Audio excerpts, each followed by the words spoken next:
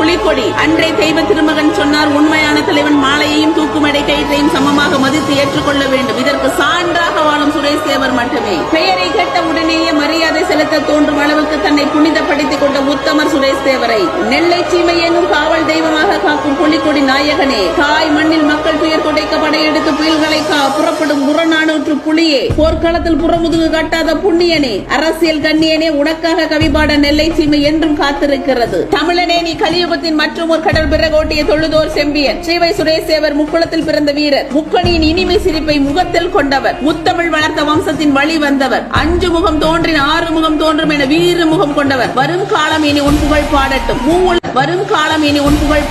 மூவுலகம் உன் கவி பாடட்டும். சரித்திர நாயகன் சுரேஷ் தேவரின் நெஞ்சுரம் தமிழ்நாட்டில் எவருக்கும் இல்லை. சிங்கமுகம் உன் சிரிப்பிட்டு எரித்துவிடும் எதிரிகளை. உன் தலைமை ஏற்றதில் கர்வம் கொள்கிறோம். வென்றவனுக்கும் தோற்றவனுக்கும் வரலாறு உண்டு. வேடிக்கை பார்த்தவனுக்கு விமர்சனம் செய்தவனுக்கும் ஒருவரை கூட கிடையாது. என்றும் உன் வழியில் விடியாய் கவனம் செலுத்தும். இவன் கொம்மையா பாண்டியன், கோட்படை சிங்கம், ராமசாமி தேவர், வீரமரவன், வெள்ளூர் ஜீவா, பிரபாகரன், கிள்ளிமணி, ஆறுபங்கு நாட்டார், மறுகால் குறிச்சி. உழவன் சிரித்தால் உலகம் செழிக்கும். போஸ் கர்ணா விவசாயியுடன் நான் மதினாச்சியார்.